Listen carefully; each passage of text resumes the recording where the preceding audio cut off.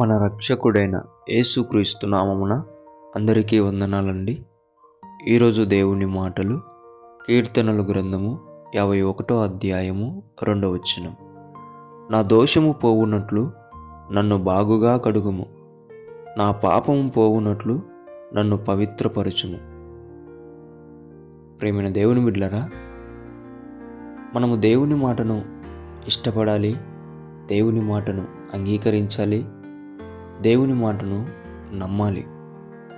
అప్పుడే దేవుడు మనల్ని ఉన్నత స్థితిలో పెడతాడు.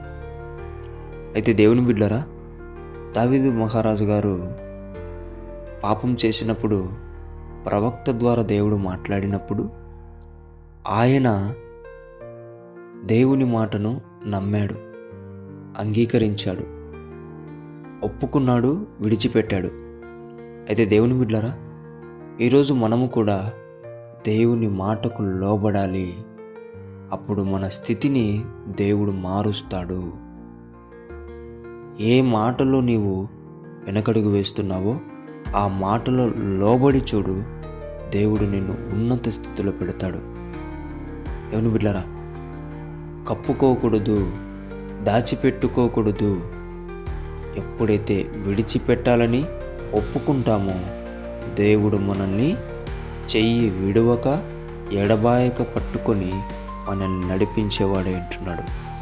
దేవుని బిడ్డలారా, దాచిపెట్టడంలో గొప్పతనం లేదు, కానీ దానిని విడిచిపెట్టడంలో గొప్పతనం, దేవుని ఉద్దేశం ఉందని నీవు ఎప్పుడైతే గ్రహిస్తావో అప్పుడు దేవుని నుంచి మేలులు, ఆశీర్వాదములు పొందుకోగలుగుతావు.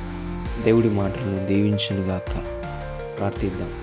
దేవానికి వందనాలు, స్తుతులు, స్తోత్రాలయ్యా. ఇన్ని రోజులు మేము మా పాపములను కప్పుకొని దాచిపెట్టుకుంటూ ఉంటున్నాము అయ్యా.